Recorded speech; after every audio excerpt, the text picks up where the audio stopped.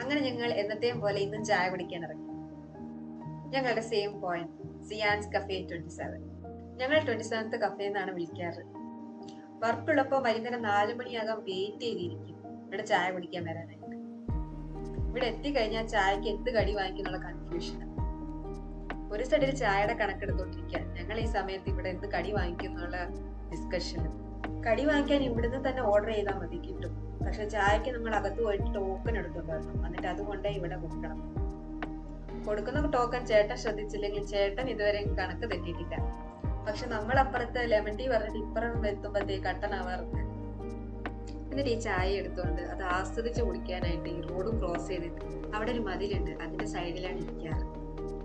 ചായ കൂടിയും കഥ പറച്ചിലും കഴിഞ്ഞ് ആരെങ്കിലും കഷ്ടകാലത്തിന് ഒരു ഗ്ലാസ് വാങ്ങിച്ചു കഴിഞ്ഞാൽ പിന്നെ എല്ലാവരുടെയും ഗ്ലാസ് ആ ആളുടെ കയ്യിലുണ്ട്. അങ്ങനെ ഇന്നത്തെ ആ നല്ല മനസ്സിലൂടെ മാനുവാണ്.